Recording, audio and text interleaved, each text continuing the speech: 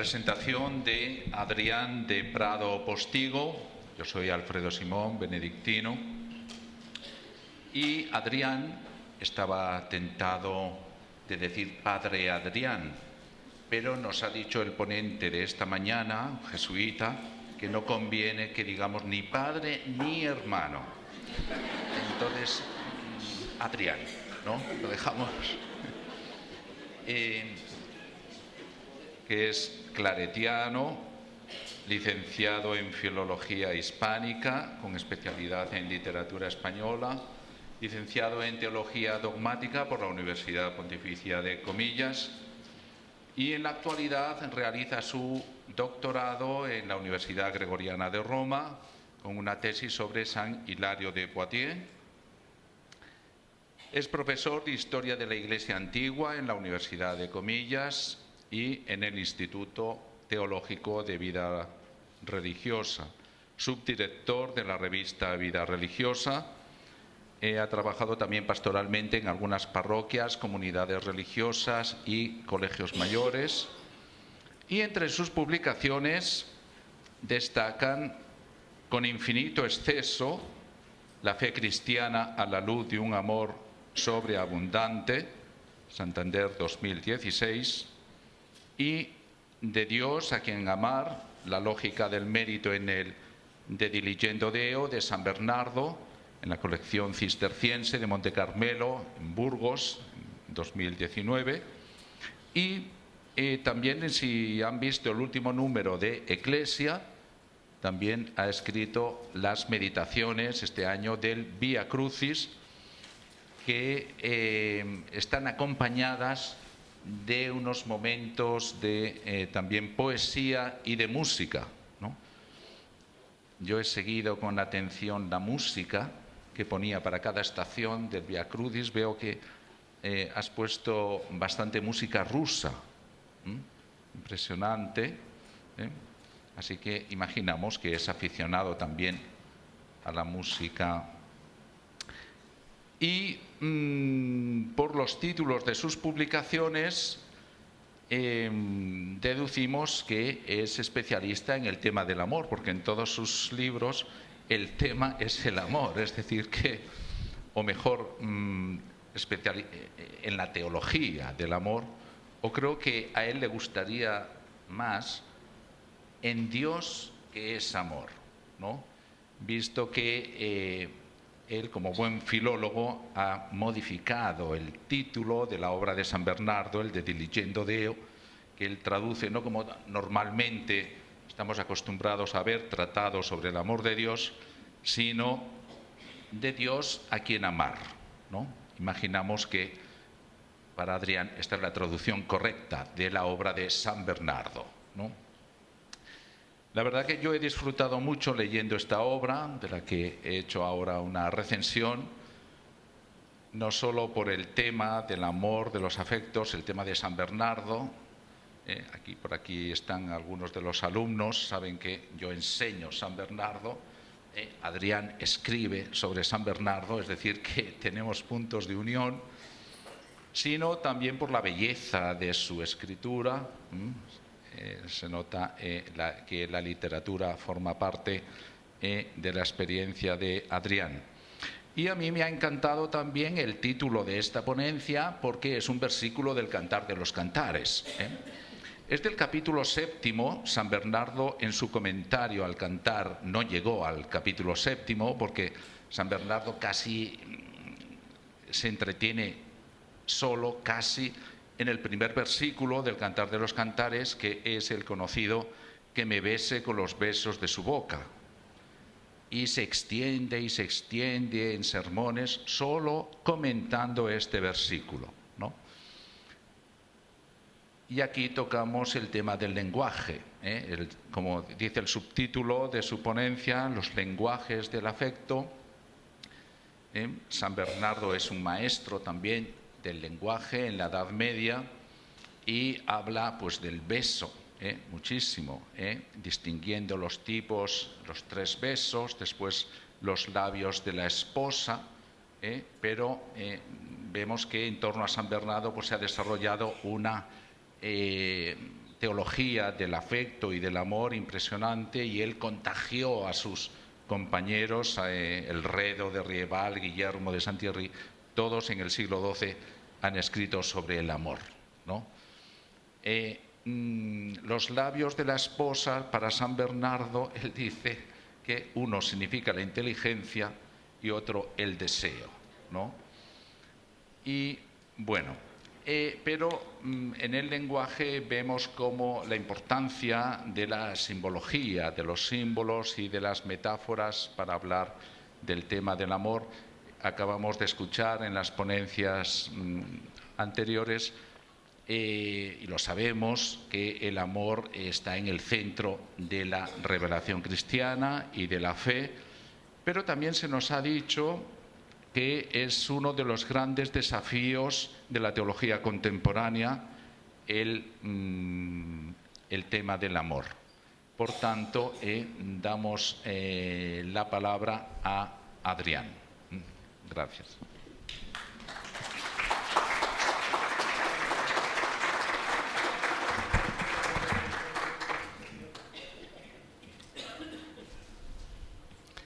Gracias, Alfredo. No hablaré hoy de San Bernardo, aunque está presente en el trasfondo. Me piden que hable del afecto y de su lenguaje. A mí, que en medio del camino de la vida, como diría Dante, apenas puedo decir nada de ello que haya estudiado o comprendido pacientemente por el estudio, y que tampoco he aquilatado mis amores con suficiente madurez. Creo que no tengo mucho que ofrecerles, así que permítanme que comience a hablar callando, dando a otras la palabra. Convoco aquí esta tarde a dos mujeres, ellas sí maduras, a medio camino entre la realidad y la ficción, en las que el afecto fundamental de la existencia ha cobrado cuerpo y ha encontrado voz, aunque lo haya hecho por caminos tan distantes que lo que para una de ellas es cárcel sin remedio, para la otra es vuelo en libertad. Monólogo final del tercer acto de Doña Rosita la soltera, o El lenguaje de las flores, de Federico García Lorca. Habla Rosita a sus 45 años. Confiesa por primera vez la angustia de amor que la acompaña desde hace 30, los que lleva esperando a su primo, que se marchó dejándola a la vez comprometida para casarse y engañada. La escuchan hablar su tía y el ama de la casa, que saben desde siempre de su afección, pero nunca han querido escuchar su lenguaje. Me he comprometido, me he acostumbrado a vivir muchos años fuera de mí, pensando en cosas que estaban muy lejos. Y ahora que estas cosas ya no existen, sigo dando vueltas y más vueltas por un sitio frío, buscando una salida que no he de encontrar nunca. Yo lo sabía todo. Sabía que se había casado.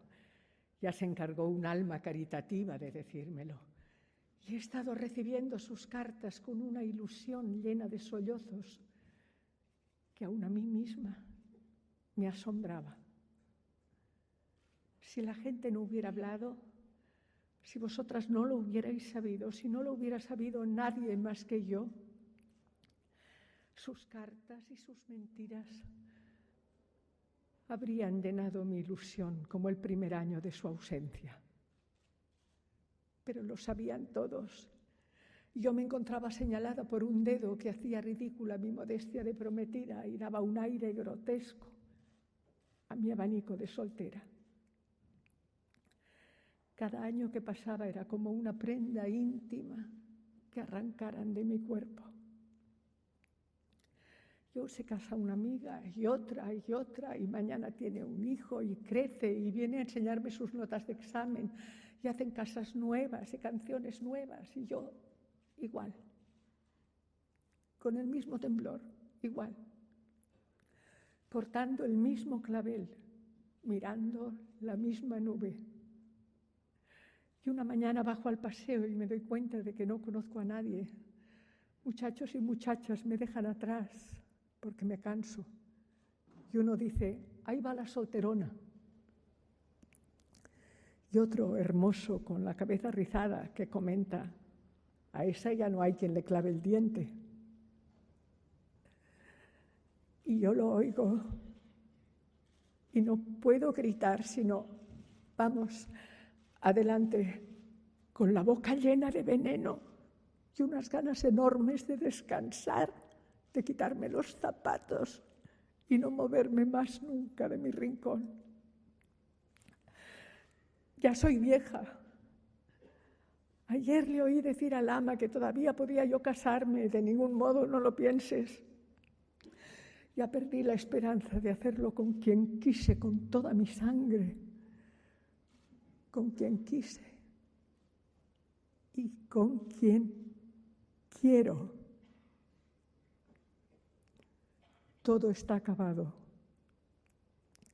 Y sin embargo, con toda la ilusión perdida, me acuesto y me levanto con el más terrible de los sentimientos, que es el sentimiento de tener la esperanza muerta.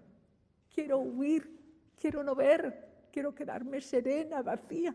Es que no tiene derecho una pobre mujer a respirar con libertad.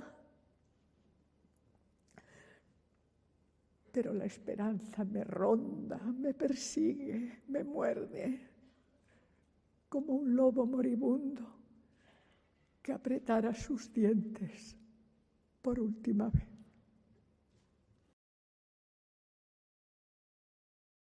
Y un poco más adelante en el diálogo, Rosita concluye: ¿y qué os voy a decir? Hay cosas que no se pueden decir porque no hay palabras para decirlas, y si las hubiera nadie entendería su significado. ¿Me entendéis si pido pan y agua y hasta un beso? Pero nunca me podríais ni entender ni quitar esa mano oscura que no sé si me hiela o me abrasa el corazón cada vez que me quedo sola. Vamos con la segunda mujer. Monólogo final de La lengua en pedazos, de Juan Mayorga. Habla Santa Teresa a sus 56 años, cortando cebolla en la cocina, agotada después de un diálogo persecutorio con un inquisidor. Después de 27 años de tomar el hábito, hace poco que ha fundado el convento de San José. El inquisidor quiere saber qué pasa realmente entre sus muros y cuál es la intención de aquella mujer. Teresa sabe y siente, como Rosita, que es difícil decir lo que ama y más difícil aún, prácticamente imposible, que alguien la entienda. Y sin embargo, no puede dejar de intentarlo.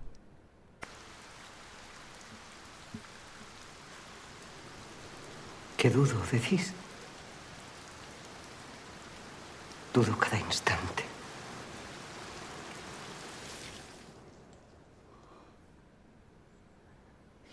Si miro esta casa me da contento haberlo contentado. Mas al poco viene el demonio a revolverme. Me dice riendo que todo ha sido astucia suya para robarme el alma.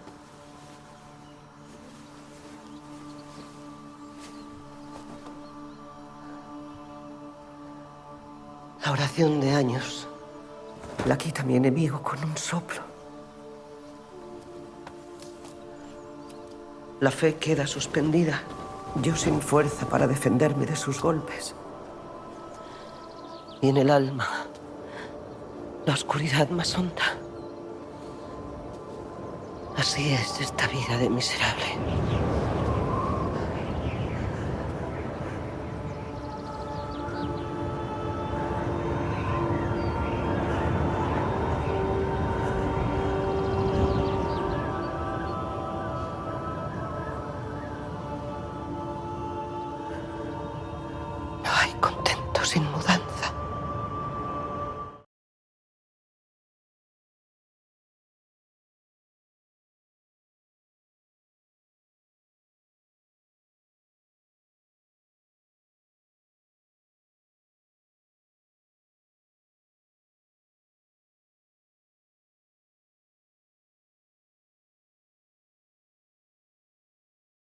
buen grito.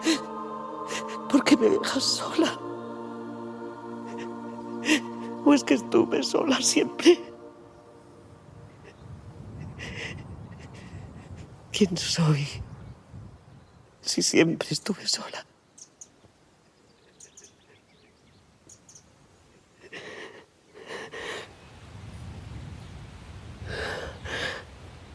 Dudo, sí. Dudo cada instante.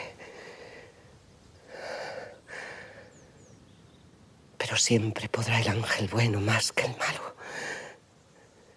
Con el dardo de fuego que hunde en mi corazón. Es un quebrarse, una herida.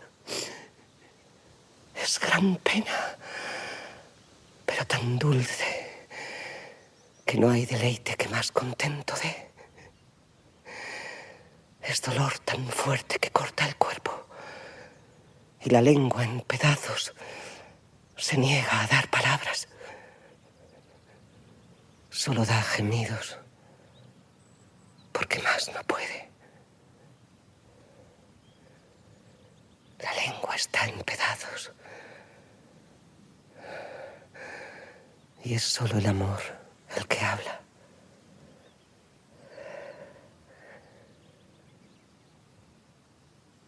Pero nadie puede hablar de esto. Es mejor no decir más.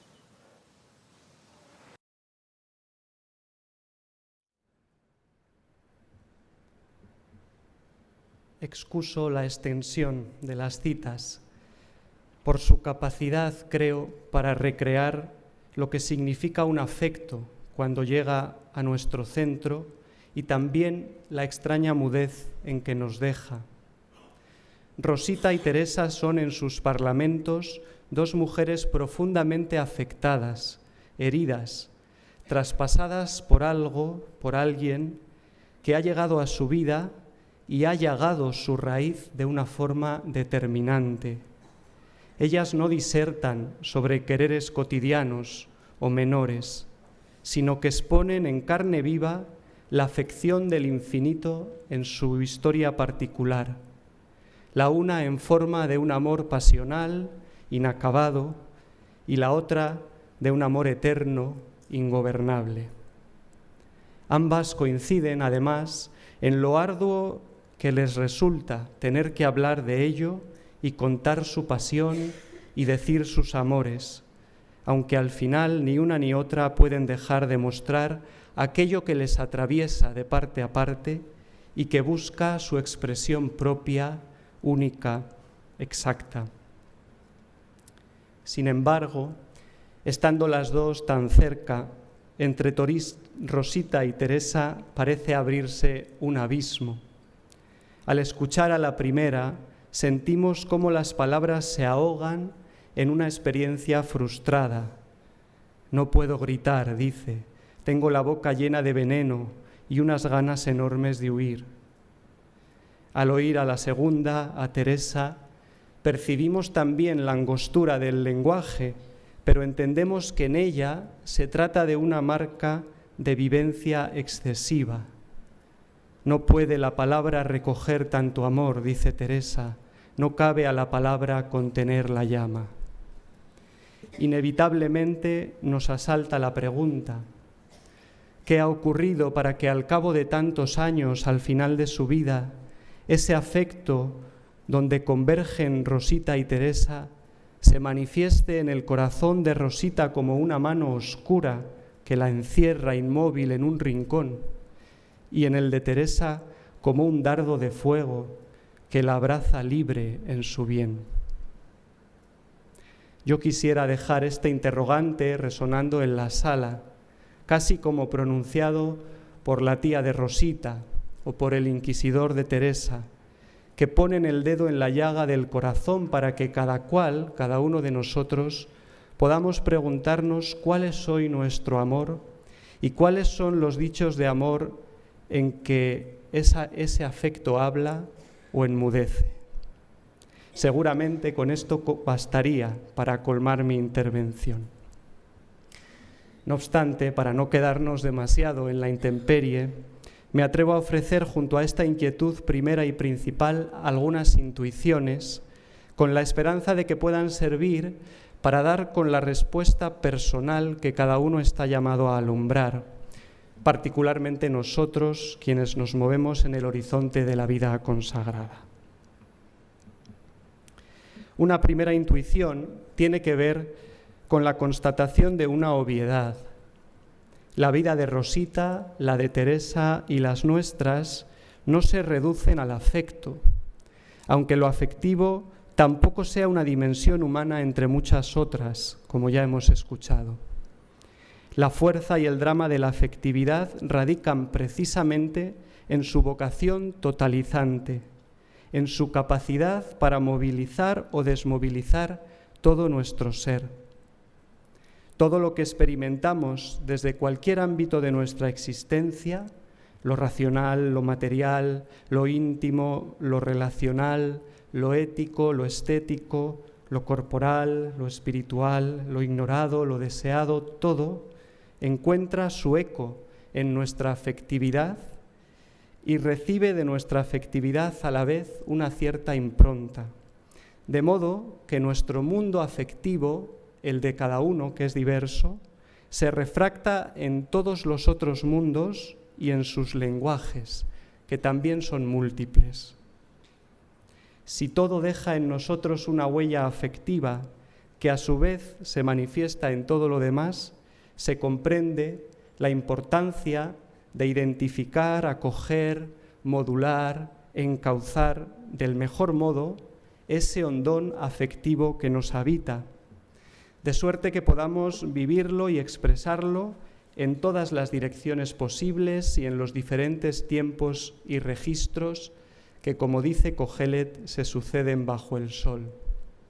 En la vida interior y en la vida compartida, en periodos de paz y de turbulencias, en oración y en misión, en amistad y en comunidad, en carnalidad y en sublimación, en grito y en confesión, en apertura y en retirada.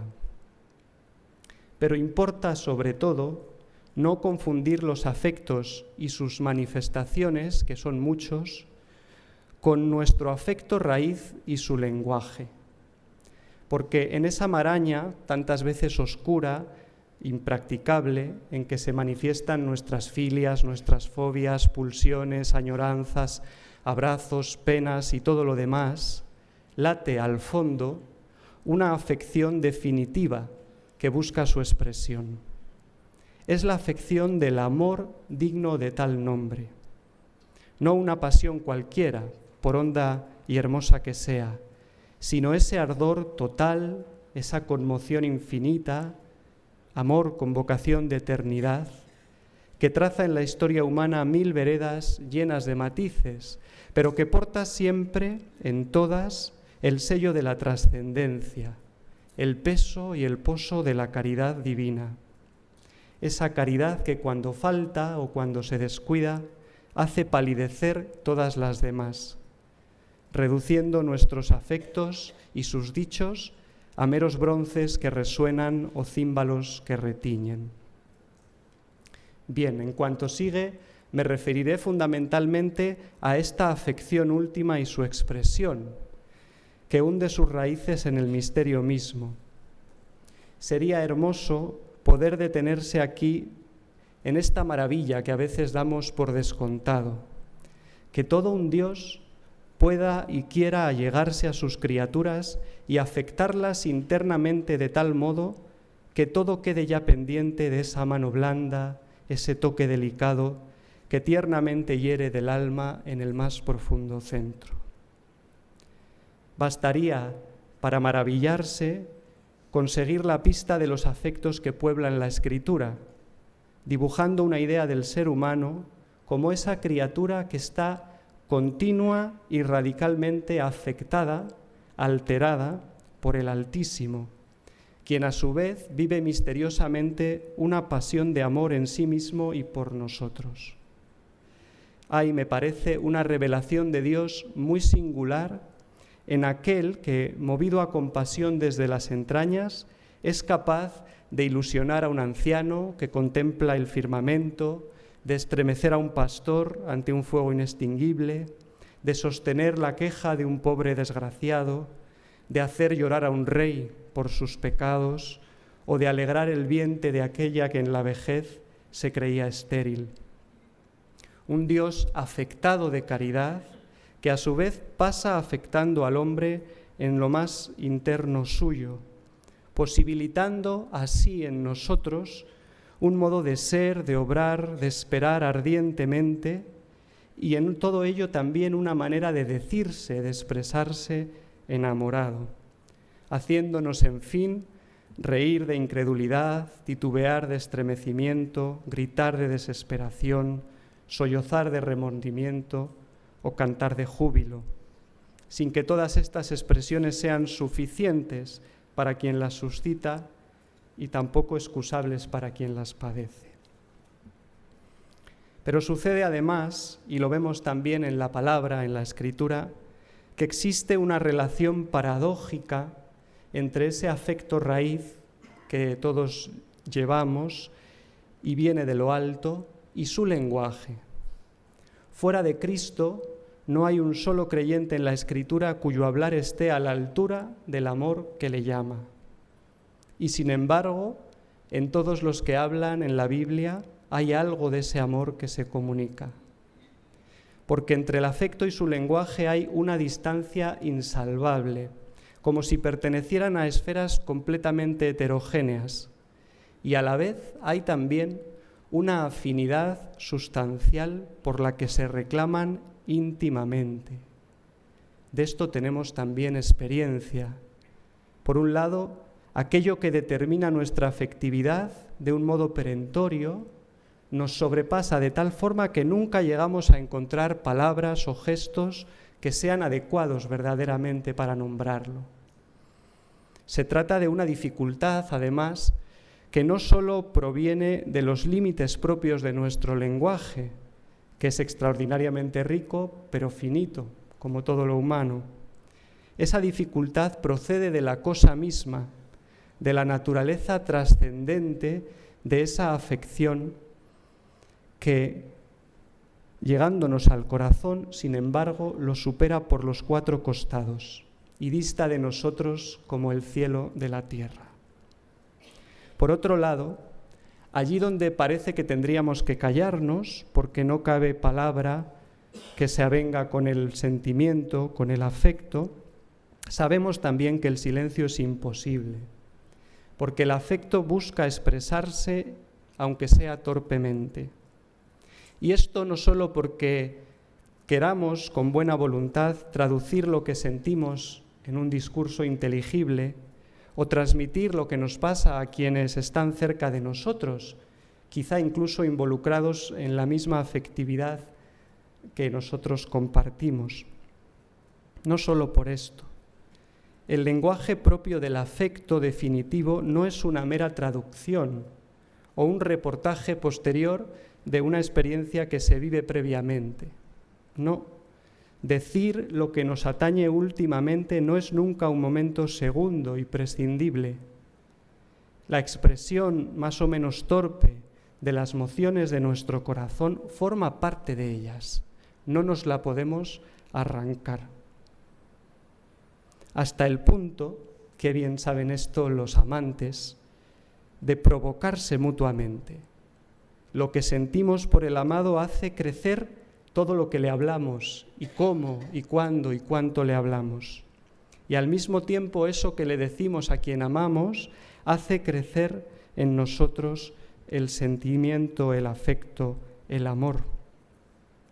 Al mismo tiempo, el lenguaje, aunque no alcance a ser más que un pálido reflejo de la emoción, representa pues una parte medular de la misma.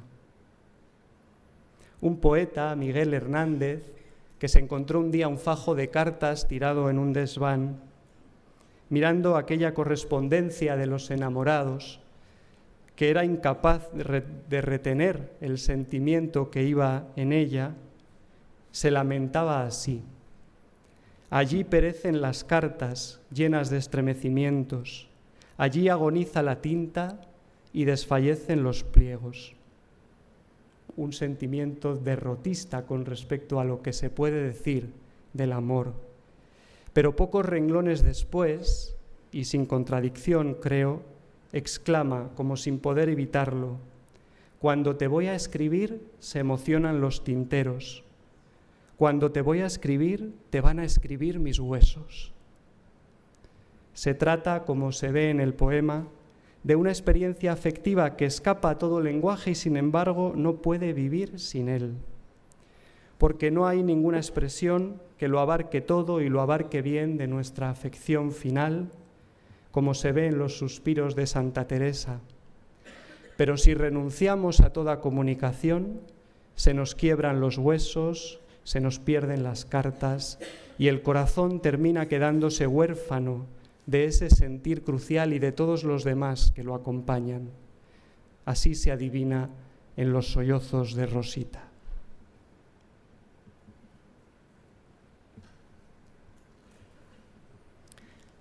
La afección que determina nuestra vida se padece en un instante milagroso y después se busca por toda la eternidad. De algún modo el amor humano y desde luego el divino, nos elige y nos aflige de una vez para siempre y después nos deja su ausencia, su nostalgia, su herida, su sed. Esta tensión, a veces tan dolorosa, es necesaria para que la plenitud afectiva de ese instante único nosotros podamos transformarla en una decisión efectiva en cada circunstancia. Buscar esa afección y a quien la despierta es, en este sentido, una rendición que nos subyuga dulcemente, una elección de algo que nunca terminamos de encontrar, pero que no quisiéramos perder bajo ningún concepto, y una espera encendida de que se cumpla aquello que misteriosamente comenzó un día en nosotros. En el idioma de los místicos es un muero porque no muero, un salí tras ti clamando y era sido, y un acaba ya si quieres. Y quizá la forma más genuina y más sublime de rendirse y de elegir y de esperar el amor y de esperar al amado está en nombrarlo, en convocarlo, en llorarlo, suplicarlo, contarlo, cantarlo. Hablar de nuestra afección a quien nos afecta. ¿A dónde te escondiste? ¿Por qué así me dejaste? Ay, ¿quién podrá sanarme? De ti me van mil gracias refiriendo. Apaga mis enojos. Cuando tú me mirabas, descubre tu presencia. Gocémonos, amado. Y hablarle no solo a él, sino también hablar de él a quienes miramos a través de su afecto. Como dice también el poeta, si por ventura vierdes, decidle que adolezco, decid si por vosotros ha pasado, mas como perseveras, cogednos las raposas, detente cierzo muerto, ven, astro que recuerdas los amores, y no queráis tocar nuestros umbrales, y no quieras decillo. Todas estas exclamaciones de amor en las que San Juan de la Cruz recrea ese diálogo altamente emotivo del Cantar de los Cantares, dan voz al afecto mayor del corazón humano, pero también, si os dais cuenta, lo velan. Porque, como dice un poeta y ensayista de nuestro tiempo, Dios es, más que nada, aquello que calla en todo lo que decimos y que se deja escuchar en todo lo que amamos. ¿Qué tipo de lenguaje es aquel capaz de decir y de callar al mismo tiempo, de revelar y ocultar de una sola vez? ¿Cómo dejar que el amor hable sin que nuestras palabras lo empequeñezcan o lo desdibujen? En una palabra, ¿cómo decir lo indecible? Una cosa me parece evidente. Toda afección, también las menores, pide y busca un lenguaje que será necesariamente finito, pero que no será cualquiera si aspira a comunicar una herida de infinitud. Importa, por tanto, a cada afecto hallar su expresión más certera, y en el caso del afecto que determina nuestro ser, esto importa sobremanera. No podemos vivir el amor de Dios y no saber decirlo o renunciar al menos a intentarlo. Sabemos bien que los códigos de unos enamorados no sirven para otros, y las palabras de un amigo no son las mismas que decimos a un amante. Las de un hermano son insuficientes para Dios, aunque a veces, es verdad, converjan distintos amores en un mismo decir. Pero todo lenguaje afectivo ha de avenirse, compadecerse con la peculiaridad de la experiencia que nombra, y nuestra experiencia de consagrados es, por definición, una experiencia que trasciende el lenguaje, aunque a la vez, como digo, lo implica. Aquel lenguaje que tiene que rimar con la desproporción de Dios, con la solicitud de Dios, con la oblatividad de Dios, ese lenguaje es lo que buscamos, el modo específico de nombrar al amor de Dios que se nos llega y nos consagra, aunque nunca sea lo bastante. Nos lo han dicho esta mañana y también esta tarde de otro modo. El afecto del corazón humano que Dios provoca establece un orden propio y como tal reclama una justicia que comienza, me parece, por el modo en que nos dirigimos a Él y el modo como hablamos de Él. El cardenal Newman decía que el amor verdadero siente en justicia y obra en justicia. Yo añadiría también que el amor verdadero habla en justicia. Una justicia que consiste sobre todo en preservar la desmesura que existe entre esa aflicción nuestra, la de la esposa, que sale impetuosa en medio de la noche a preguntar por el esposo, sin otra luz y guía que la que en el corazón ardía, y la aflicción o la afección del esposo mismo, cuya hermosura está siempre más adentro en la espesura, más arriba en la subida, en cavernas que están bien escondidas.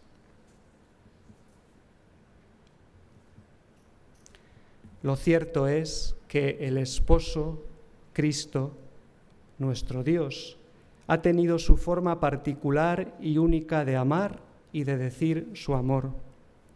La larga historia de salvación que empieza con ese Dios paseante conversando por el jardín a la brisa del atardecer y que termina con el cordero degollado y silente del Apocalipsis, es la historia de una afección que va dejando su rastro eterno en el universo finito, siempre tanteando los muchos lenguajes que tiene a su disposición para hallar la expresión más justa, la comunicación más clara, la palabra más veraz. Una palabra que se va desvelando poco a poco sin hacerlo del todo a través de los siglos y que solo se pronuncia en su transparencia mayor cuando el Verbo viene a nuestra carne, a nuestro cuerpo. El Hijo encarnado, muerto y resucitado, consuma el afecto divino del Padre y también su lenguaje. Nos lo decía bellamente Emilio en la charla anterior.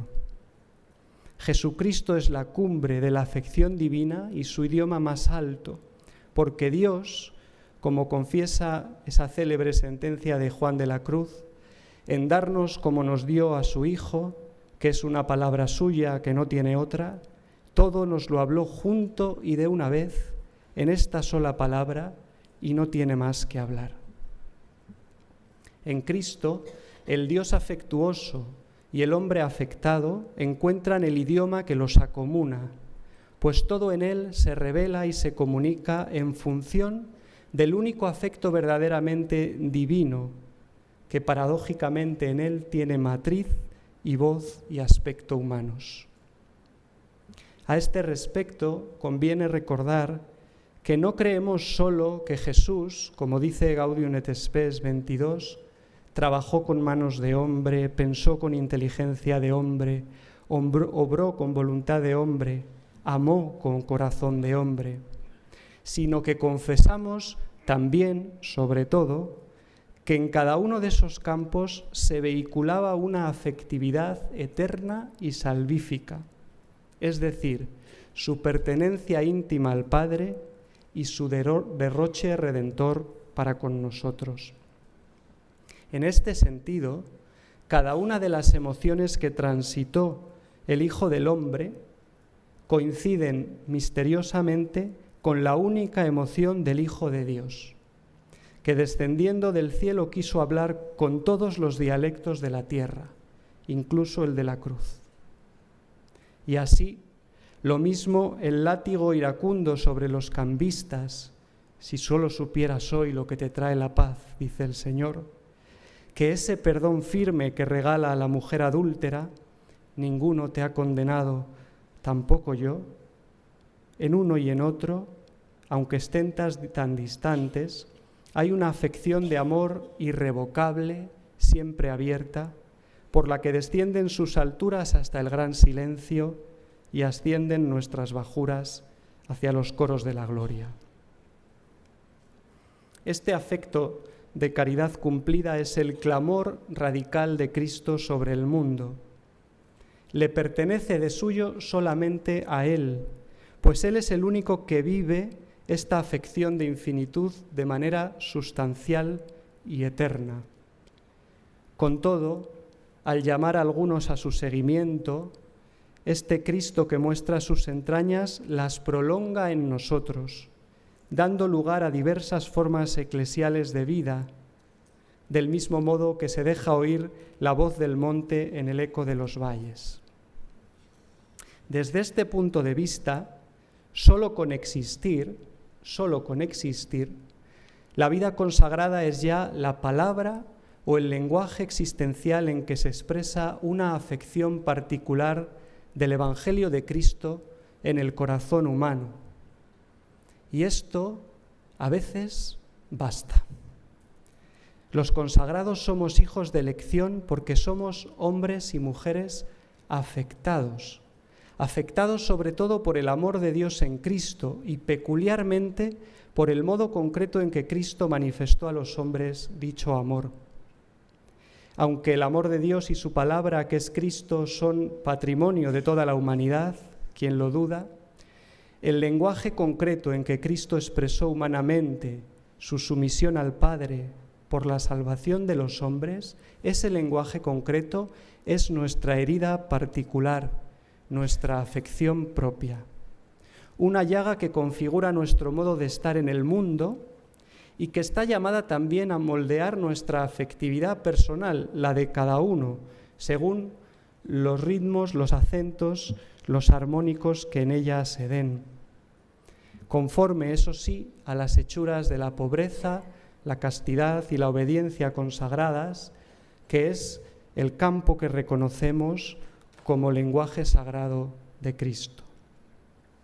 No podemos nosotros, me parece, sentir de cualquier forma ni hablar de cualquier modo si queremos tener, como dice Pablo, los sentimientos de Cristo y ser en el mundo parábola viva de su don de caridad, tal cual es recibido y buscado y esperado y ofrecido por el hombre.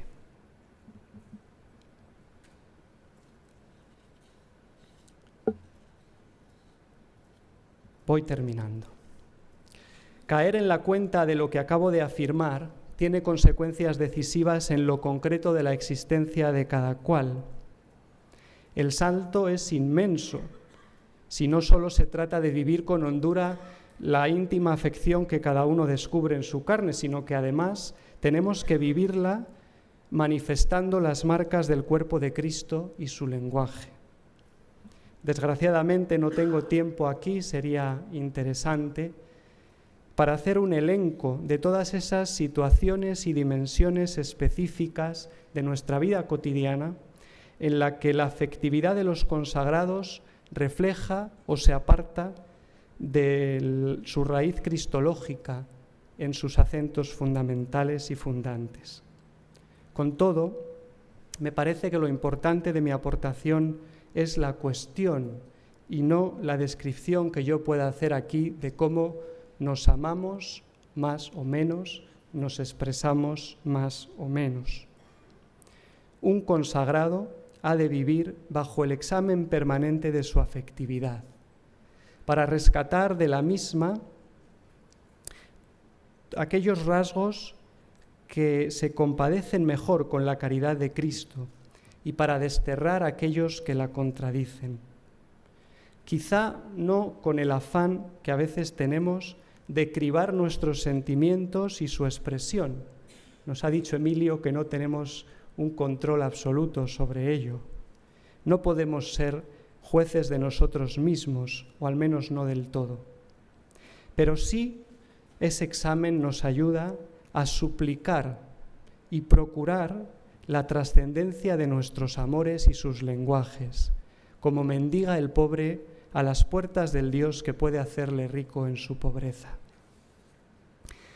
Sin ánimo de ser exhaustivo, estaréis ya cansados, creo que podrían resumirse en 3 los armónicos que determinan toda afectividad humana. En torno a ellos se configura también, no puede ser de otro modo, la vida de los consagrados. Pero nuestra vocación particular pasa por buscar la peculiaridad que dichos armónicos tienen en cuanto suscitados por Dios, y también está nuestra peculiaridad en encontrar un lenguaje ajustado a los mismos, que transparente la trascendencia del Dios que los provoca. Expongo brevemente estos 3 armónicos, que son la filiación, la convivialidad y la paternidad. El armónico que determina quizá con mayor fuerza la afectividad humana es el de la filiación.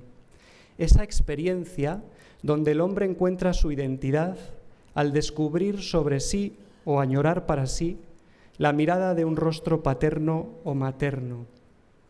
Es el mundo de la pertenencia y las raíces, o también de la soledad y la expropiación. Lo peculiar de la vocación consagrada es vivir y expresar este armónico trascendiendo la afectividad que en él se pone en juego hacia la búsqueda existencial de Dios Padre. No buscamos a nuestros padres, sino a nuestro Padre.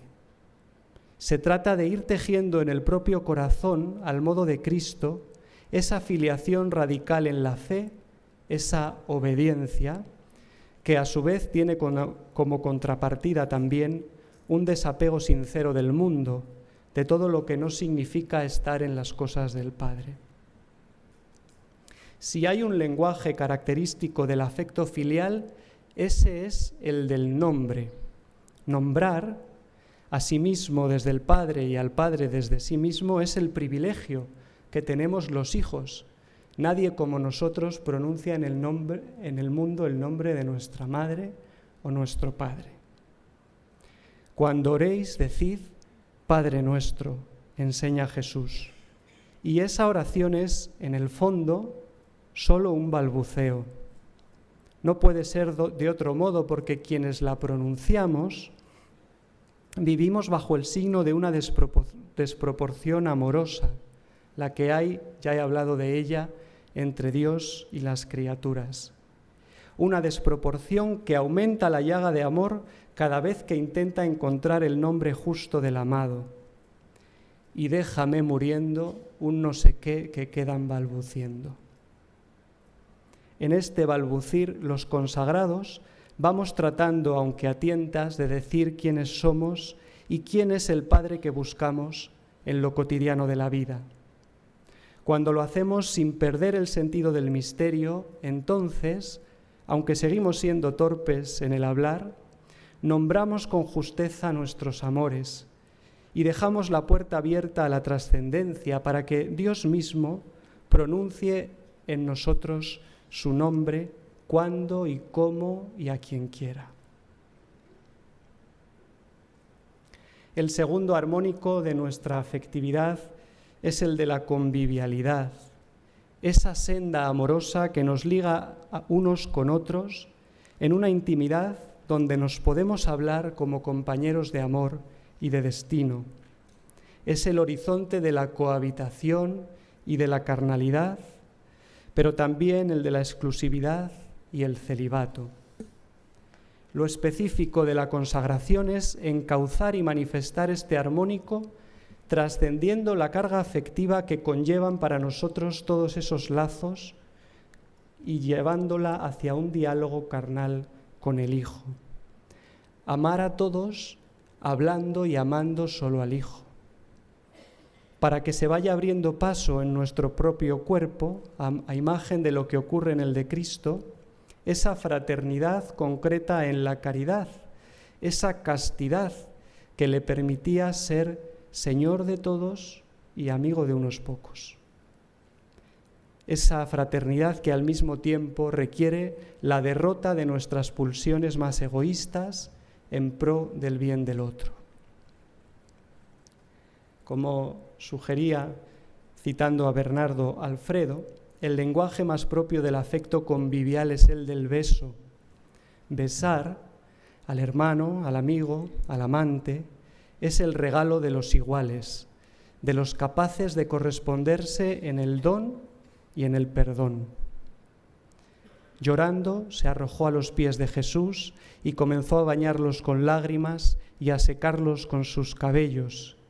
También se los besaba y los ungía con el perfume, dice Juan de la Pecadora.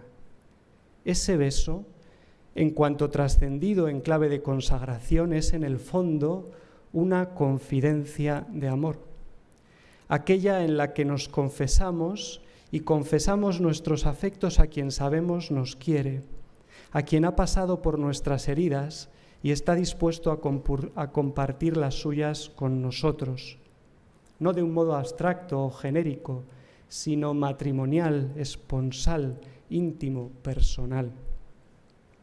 Allí me dio su pecho, allí me enseñó ciencia muy sabrosa, y yo le di de hecho a mí sin dejar cosa.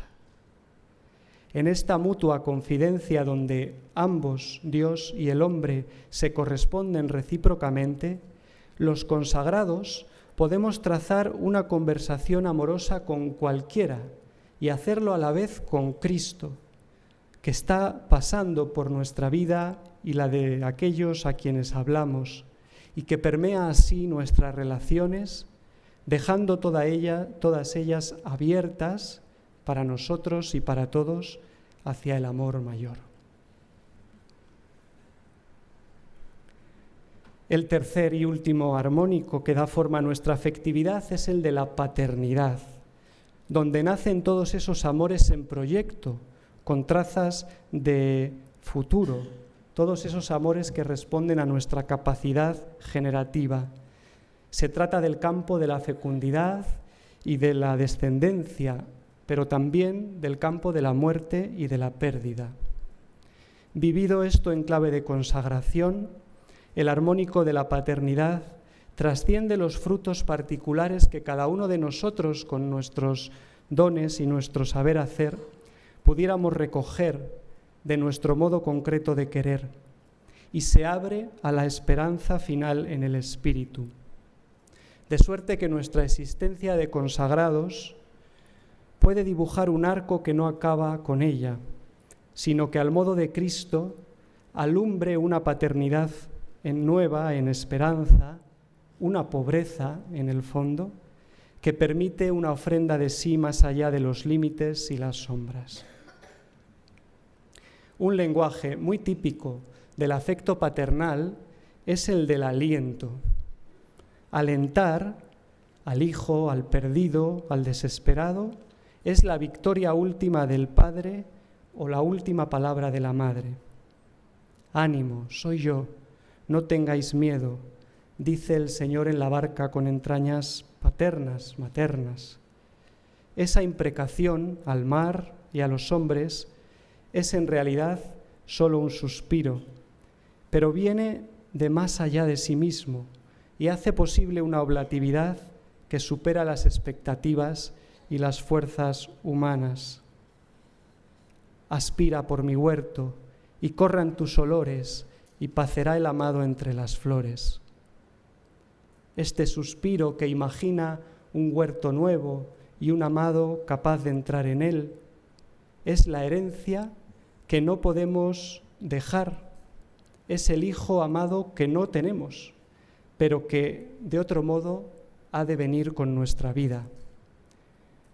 Los consagrados, viviendo este armónico, proclamamos como Cristo la pasión de Dios y su esperanza, pues incluso cuando llevamos sin hijos las rodillas y la boca, el cráter de nuestra afectividad que no se calla anuncia un amor de todo, todos, todas.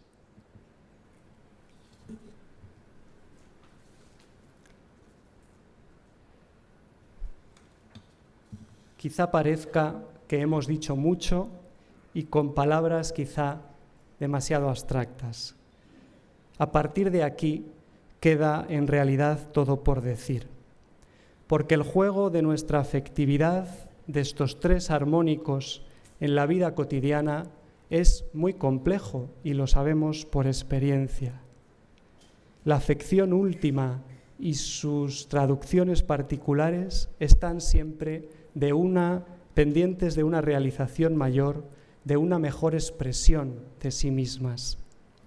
El consagrado es, por definición, ese creyente que corre, balbuciente y herido como la esposa del cantar, como las mujeres de Pascua, llevando el nombre de su Señor en la boca, atabalada por encontrar, sin terminar de hallarlo, un lugar donde entregar el amor al esposo, donde cantárselo.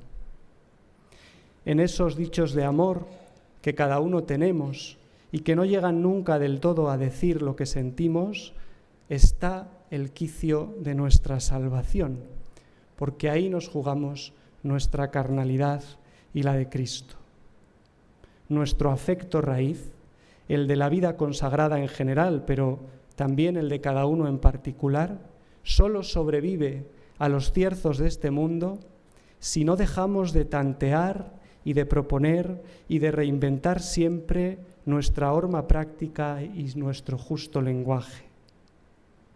Buscar ese lugar adecuado, esa palabra certera, es en el fondo lo que salvó a Teresa en su claustro y condenó a Rosita en su casa.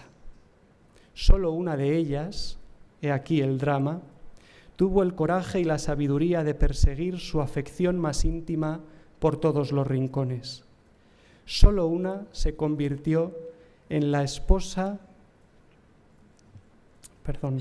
solo una se convirtió en esa esposa llagada que vuela en pos de un amor bien amado y bien dicho, aunque para ello tuviera que ensayar 1000 caminos y lenguajes hasta transfigurar la casa en palacio, la bodega en alcoba, la viña en tálamo, la pradera en lecho, el muro en puerta, el huerto en jardín, la colina en bosque y la muralla en monte.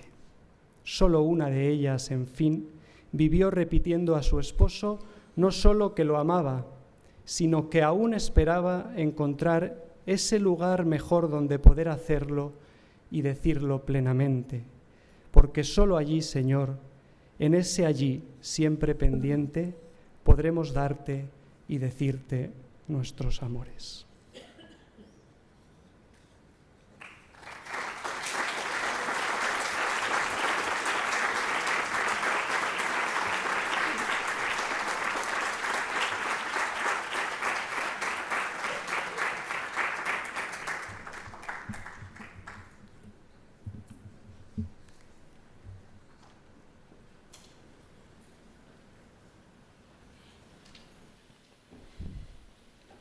Muchas gracias, Adrián, por este regalo a la inteligencia que nos has brindado, por esta presentación, yo creo que muy original.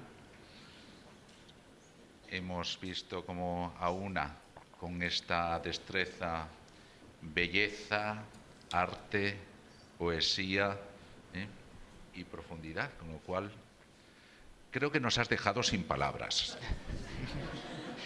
Pues entonces, muy mal hecho. ¿Cómo decir lo indecible Has abierto horizontes, creo, también al plantear la distancia de los que se podría hablar mucho, la distancia entre el afecto y el lenguaje. Has hablado de una distancia insalvable, desproporcionada. Vemos, creo que tenemos ahora un espacio para preguntas o comentarios, a no ser que nos hayas dejado callados, escuchando el eco de este cantar inacabado del afecto. Sí, creo que hay alguna pregunta.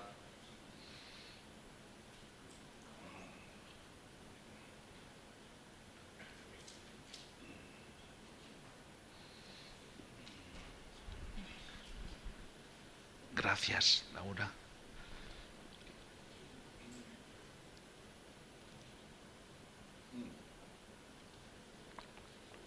Bueno, leo las preguntas, como por ahora solo hay 3. ¿Está nuestro mundo capacitado para reconocer ese afecto raíz? ¿Tiene las claves, los rudimentos de un lenguaje que pueda expresarlo? ¿Cómo crees que los consagrados decimos nuestros amores? Si es que nos atrevemos a decirlos. ¿Tenemos un ámbito vital que permita esa comunicación afectiva? Y un gracias con mayúsculas y subrayado. No sé si se me escucha con este micrófono. Gracias. Sí. Son muchas preguntas y son complejas. Pero bueno, ensayo una respuesta rápida. Con respecto a si nuestro mundo está capacitado, digamos, para escuchar este lenguaje o para reproducirlo, creo que sí. La prueba es esta sala, ¿no? Nosotros somos este mundo también, ¿no? Y no solo nosotros.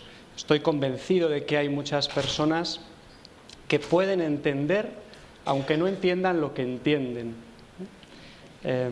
Esto nos pasa a nosotros también. Es la capacidad que tiene el lenguaje, que no es solo la palabra, ¿no? Decía Emilio, yo creo que con certeza, que el estar es ya un comunicar, ¿no? Y en ese sentido todo lo que nosotros somos, este cuerpo que somos aquí y ahora, está comunicando un lenguaje que va más allá de nosotros. Siempre y cuando esto me permite unir o saltar a la segunda pregunta, siempre y cuando estemos abiertos y dispuestos, que es algo que he querido decir, no sé si ha quedado claro en mis palabras, ¿no? El lenguaje del amor no se manifiesta porque hayamos sido amados, sino porque eso que nos ha llegado al corazón en algún momento, nosotros hemos sabido y sabemos darle cuerpo y buscarle expresión. Y buscarlo toda la vida, ¿no? El amor no se conquista. El amor, me parece, se padece y después se añora, se busca, se espera, se pide, se reencuentra a veces con mucha fuerza, otras se siente perdido, pero si no se busca el amor y su expresión, entonces sí que estamos perdidos. Yo creo que a nuestras comunidades quizá, también entroncando con lo que decía Emilio, quizá les falta a veces hablar de lo importante, que no es hablar con mucho más sentimiento o de cosas más íntimas, es hablar de la afección fundamental de nuestra vida. Eso a veces sí. A veces cuesta llegar a conversaciones donde uno no hable solo de las cortinas que hay que colgar o de lo que vamos a hacer esta tarde en catequesis, sino de cómo estoy viviendo en este momento esa afección última del Señor para conmigo o con mis hermanos, ¿no? Quizá falta, aunque también creo que lo hacemos, ¿eh? A veces nos fustigamos porque siempre queremos más. Esto es lo propio del amor y su lenguaje. La última pregunta no la recuerdo y el gracias lo agradezco yo también subrayadamente. Habría como 2 preguntas más. No aparece en la presentación de la ponencia ninguna referencia al varón. ¿Es este más maduro en su expresión afectiva que la mujer? Yo leo lo que pone. Yo no puedo responder a esa pregunta, no lo sé, y tampoco creo que genéricamente se pueda responder. Sí he adoptado aposta, digamos, el papel de la mujer en la conferencia, no porque crea que las mujeres tenéis mayor capacidad para recibir o expresar el afecto, quizás sí, sino por este misterio que Emilio ha explicado también, aunque de pasada, de la Iglesia como esposa, que a veces creo se lee, y que en esto a veces también los místicos no ayudan mucho, ¿no? Se lee con ribetes demasiado sentimentaloides, ¿no? La esponsalidad de la Iglesia no es una forma afectada, en el peor sentido de la palabra, de estar contemplando al Señor, digamos, en un arrebato de amor que no termina. No, no es esto. La esponsalidad es la mística de la que tiene que responder al amor del esposo y buscarlo. Vivir desde aquí es clave, porque de otra manera estamos rompiendo la desproporción, ¿no? Dios es el que ama y la Iglesia, la Escritura, le ha dado a este amor la imagen del esposo, no solo esta, otras muchas, ¿no? La imagen del esposo, que en este sentido es el que dona primero, y la esposa es la que recibe y recibiendo responde a ese amor. Por eso me ha parecido que era hermoso tomar la voz de dos mujeres literarias y no tanto, para comenzar la conferencia y después hablar siempre de este amor en clave esponsal. Otra pregunta. ¿Qué quiere decir cuando habla de afección en conexión, conectado con nuestro hoy aterrizado, puntos suspensivos, en mi vida consagrada, que no sea de forma poética? Y hay aquí una segunda. ¿Cómo puedo afectar a los jóvenes con quienes trabajo con un lenguaje actual? Preguntas difíciles todas. Bueno, para la primera intento despojarme de la poesía un poco. Afección, o la afección o el afecto, en los términos en que yo he intentado hablar de ello, es sencillamente esa... A ver cómo digo esto, ¿no? Ese sentirse amado o amada en lo profundo que compromete y moviliza a toda nuestra persona. No sé si así se entiende mejor. Esto no solo afecta, valga la palabra, al mundo afectivo, al mundo de los sentimientos, las emociones, las pulsiones, las pasiones, del que vamos a hablar durante esta semana largo y tendido.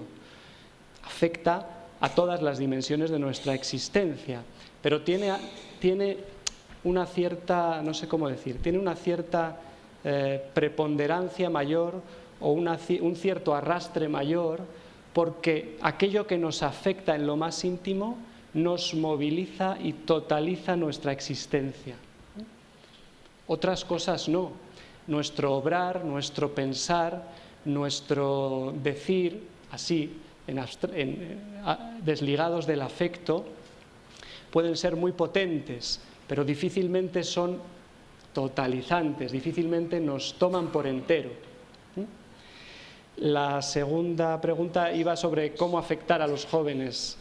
A mí me parece que no hay que buscar afectar a nadie. Hay que buscar el lenguaje que nos permite, el lenguaje, la expresión, la manera de vivir que nos permite a cada uno estar en contacto con esa afección íntima, con ese afecto radical de nuestra vida. Esto basta, porque cuando esto se produce, me parece que transparentamos algo más, aunque no lo sepamos. Buscar un lenguaje, digamos, distinto o construido, desligado de la experiencia, a lo mejor ayuda en momentos puntuales a explicar algunas cosas, pero jamás podrá transmitir, digamos, o transparentar lo que significa que Dios nos haya tocado el corazón, ¿no? hay una última pregunta. Por ahora eran difíciles, creo que se van superando, porque esta... ¿Podrías decirnos algo de los lenguajes del desafecto y cómo repercuten en lo hondo? Sí. Si se dan cuenta o si os fijáis, no sé si tutearos mejor, si os fijáis, cuando he tratado de describir muy rápidamente esos 3 armónicos de la afectividad, he dicho en cada uno de ellos que se pueden vivir desde un lado de la luna o el otro, ¿no? Por ejemplo, la paternidad o la filiación, si queréis, las podemos vivir a veces como ese amor de oblatividad o de esperanza, ese amor de identidad, de pertenencia, y también como su contrario. Podemos vivir la experiencia de ser o sentirnos infecundos, de ser o sentirnos huérfanos. En este sentido, coincido y repito lo que decía Emilio, los afectos no los controlamos del todo y necesitamos navegar por todos ellos. Yo creo que el desafecto, de alguna manera, es a veces parte del límite, otras parte del pecado, pero siempre es algo que tenemos que transitar, no nos podemos despojar de ello. La cuestión es cómo hacer que ese desafecto no nos desafecte del todo, no nos separe del todo de la afección fundamental, ¿no?